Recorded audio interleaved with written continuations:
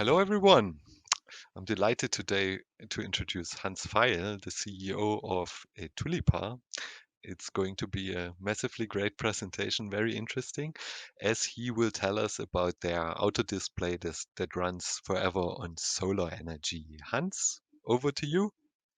Okay, thank you for your kind introduction. Indeed, I come to tell about our efforts on outdoor displays that run indeed forever on solar energy. Basically, what you see here is two examples of last year. At the left side, you see a smaller displays in a bus stop in New York City. So black and white displays running on a solar panel and a battery. At the right side, it's what we call an electronic changeable copy board. You may know this boards from the changeable copy boards in the United States, where they're all over the place, black and white. This is an electronic version. This one on top of the display, you may aware of the solar panel, and there's also a little front light for illumination in the evening. This particular display has been stationed in front of a hospital in the Netherlands in the middle of the first lockdown when there was really the COVID-19 crisis. We put down the trailer there with the display, and we didn't have to do anything, just switch it on, put the text on that was needed for the hospital, and left there for 6 weeks running. Normally, these kind of trailers are operated on an LED display, and that every 3 or 4 days they need to be replaced with one with a fresh battery, even when there's a solar panel on top. But this is black and white. And of course, the question that we always get is, can you do color? Answer is yes.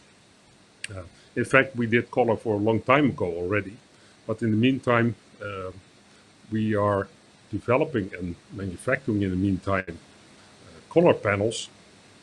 You see here an example. This panel consists of 6 tiles, and each tile has 14 by 22 pixels. And this is an example of the brightness of the colors. And very often people ask me, okay, what's the color reflectivity of these of your displays, your electrowetting displays? Well, we'll give you a number, but it's nicer to see with your own eyes, or like in this case, we put in some flowers, put in some grass, and you can see with your own eyes how they compare to flowers in the sun. And actually, it's pretty good. What's so special about this electrowetting displays? Well, basically, they consume less, on average, less than 10 watts per square meter, these color ones. The black and white one you saw in front of the hospital had just 2 watts in total, this whole display, and it runs for more than 1.5 years already here in our backyard. 10 watts per square meter, or less even.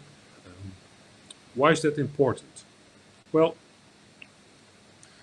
the benefits of our displays are twofold. First, it's quality of life. We estimate that there's a 13-ton carbon dioxide reduction over the lifespan of a square meter display. That's one. And the second one, there is no light pollution. What you see, and what we noticed, and we heard from industry experts, that in 75% of the cases where people want to have a digital display, and digital means LED display, they don't get a permit because of the light pollution, especially in residential areas. And we think with this a color e-paper display, it's so friendly for the eye, it's much easier to get the permit. Second part is economics. Because the power consumption is so low, it's about $2,000 energy cost saving over the lifespan of a square meter display. So it's quite sizable. The second part is that there's quite some reduction in installation cost of fixed displays.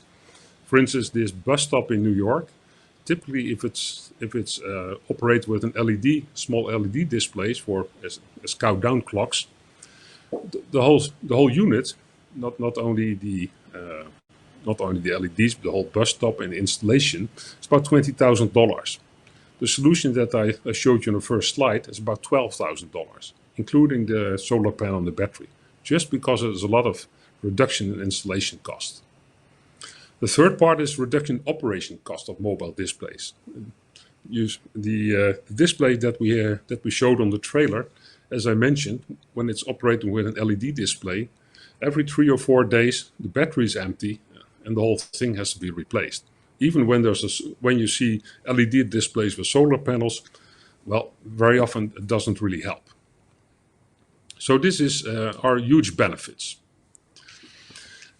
So how do we make this display? What is it, electrowetting displays? And how do we create the bright reflective colors, and what's next?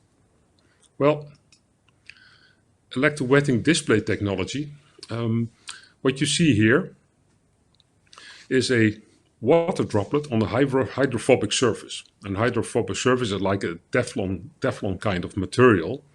And you see the water doesn't really wet the surface. Under this hydrophobic surface, there's an electrode and another electrode that's put on in the water. And once you put a voltage on this between the water and the electrode, you see the water wets the surface. Therefore, it's called electrowetting.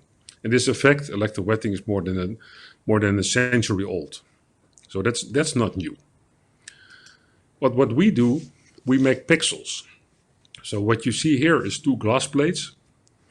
And there's a polar liquid, mostly water, and there's an oil. And the oil is spread on a hydrophobic surface, like you see here. But in the polar liquid, the water, doesn't really want to wet this surface. But once you put a voltage between the water and these electrodes, as you see, the water wets the surface and pushes aside the oil, so it forms a small droplet. And that's basically the mode of operation of an electrowetting display. Because in the next slide, you'll see the top view. You see many small electrowetting cells and 2 electrodes, a left vertical electrode and a right vertical electrode. The right one is switched, and you see when it's switched on, it forms small oil droplets. Well, if you look at those tiny cells, they're about 0.5 millimeter in size, as you see here. Those are made of a dry film resist, and we have a special way of making them. So here's a zooming in of those cells. On the bottom is a glass. You see the cell walls, and the top will also be glass. And we have special coatings such that these oil droplets will move around. Why do we have such bright colors? Well, it's about cyan, magenta, and yellow.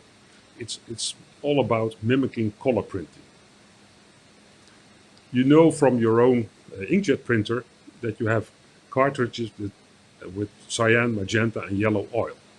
And the trick is, if you want to have bright colors, bright reflective colors, well, like on paper, you start with a white reflector, and then 3 layers, cyan, magenta, and yellow. And if you want to have white, you switch the oil droplets of all layers, and you see the whole pixel, the whole cell, in fact, will be white. In case of red, you only have to switch the cyan layer, and the whole area becomes red. That's different with normal emissive displays, where you have a white is formed of RGB colors, and in case of red, only 1/3 of the area is red. If you would using RGB for reflective displays, then you need color filters, and then when you show red color, it's only 1/3 of the area is red. While here, in electrowetting displays and also in your printer, the whole area is red. So this is what you see. There's 3 layers: cyan, yellow, and magenta. If they're all off, so then it's black. You will see black. If you switch them all on, the whole area will be white. If you only switch cyan, it will be red. If you switch magenta, it will be green. So that's the way that you can make all the colors of the rainbow. And of course, you can switch them partly so that you get grayscales. Well, how does that look like in real life? Well, this is zooming in on an electrowetting display of cyan, magenta, and yellow layers. And what you see here, it's by the way, it's in the sun, because you see here in the front, you see a little flower, and you also see the shades of the flower. So there's a proof that this is a reflected display. You see the shades of the flower. Also, you see this very tiny oil droplets, and you see how fast those switch. And you can make any color you like.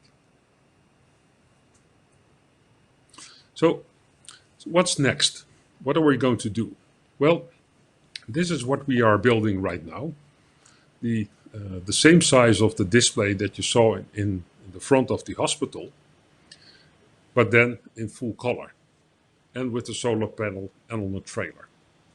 So this display will consist of 48 of those somewhat larger tiles, and can do any color of the rainbow.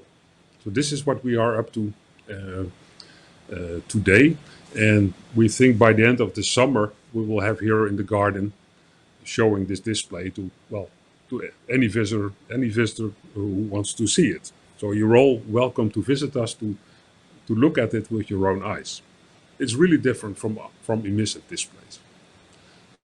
Well, the next step, that's coming in a couple of years from now, and we're working already on the design, is a higher resolution display with 2.5 millimeter pixels.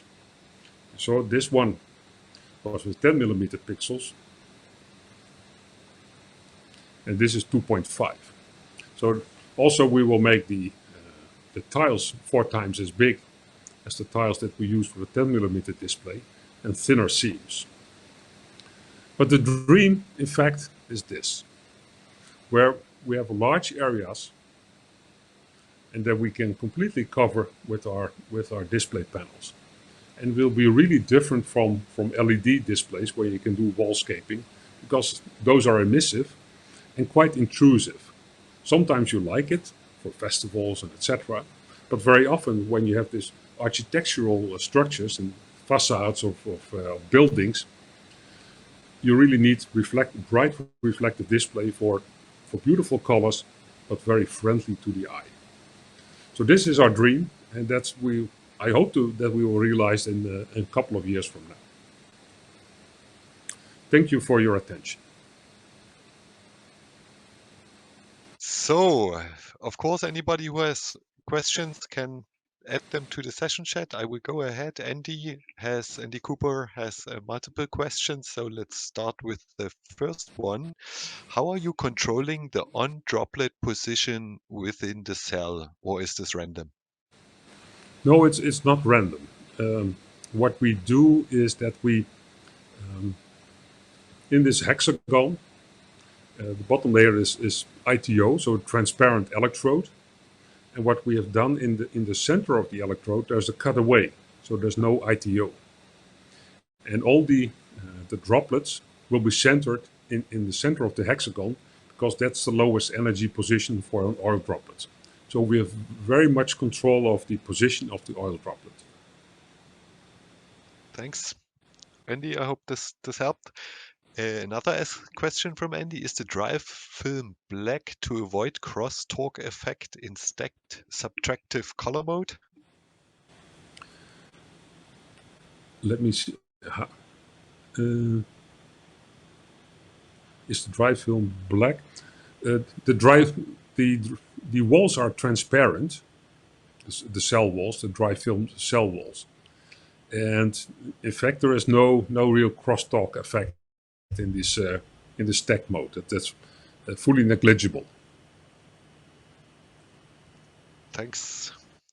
And now Brad from Lamar Advertising would like to know: we here at Lamar have been following your progress. Any insights on coast temperature range of operating?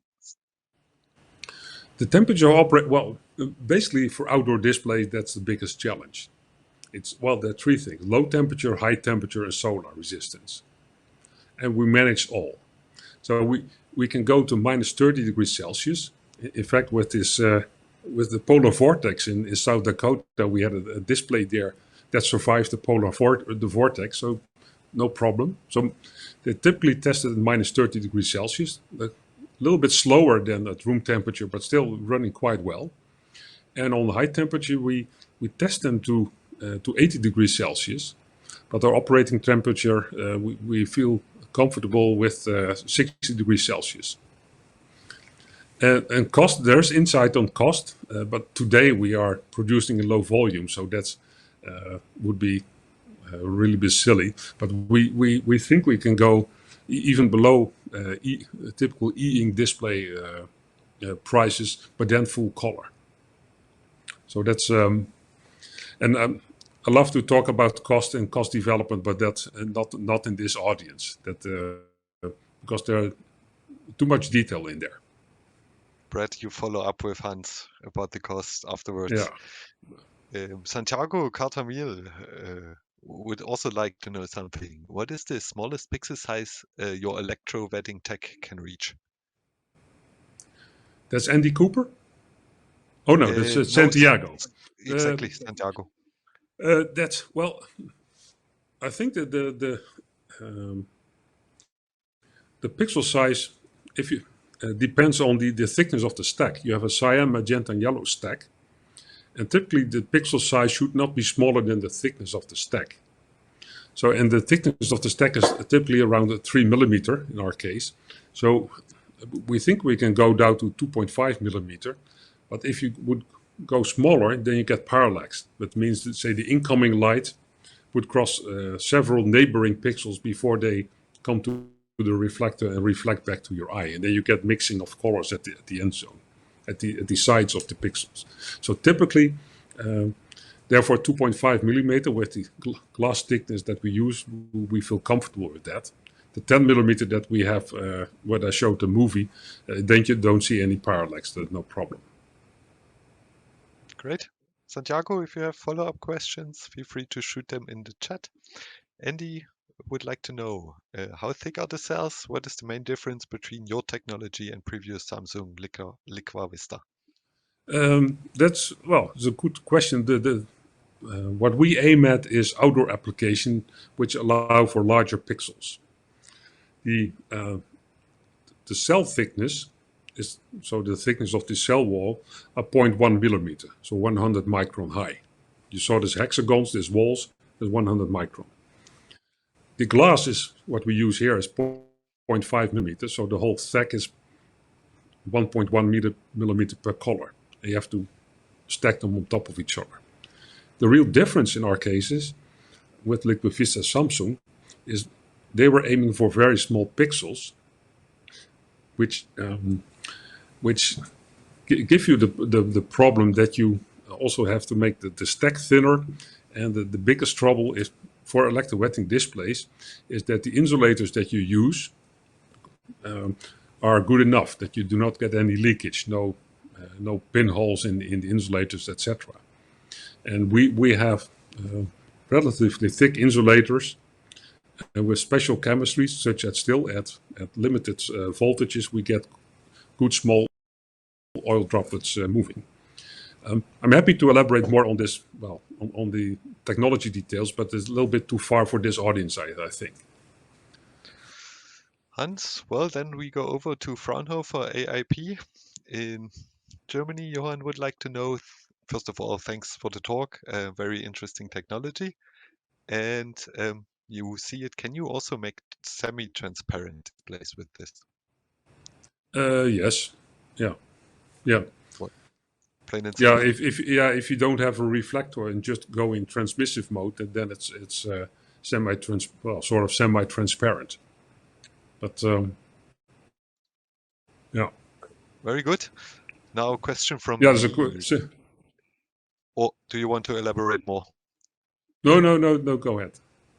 Um, Hans, you said that these reflective displays work well in daytime, but what are you doing in the dark then?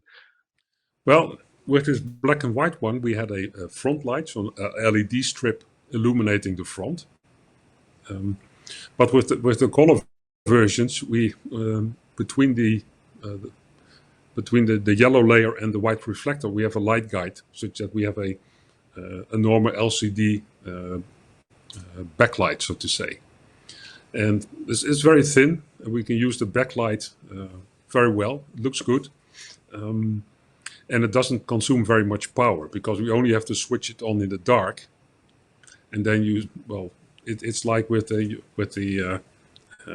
well, as I say, you can read a newspaper with a candle in during night because very little light is required. So backlight with the color ones and front light with black and white. Thanks, Hans. I'm going ahead and ask another question. Uh, so these electrowetting displays exist a while or have been mentioned years ago. Now I'm wondering, they seem to be not on the market. What are the challenges for these outdoor displays at the moment? Basically, what happens at low temperatures and high temperatures. So at low temperatures, you really have to master, say, the manufacturing of the stacks in a proper way. Otherwise, you can see all kind of nasty thing of shrinking effects of shrinking liquids, shrinking materials. And on the other side, with at high temperature, you see expansion of glass and of liquids and materials showing non-uniformities and other deformations. And you really have to, we had to put all our know-how in it to get that right, such that at low temperature and high temperature, they not only survive, but stay uniform. And that, just takes a very long time to master that, so to say. Thank you.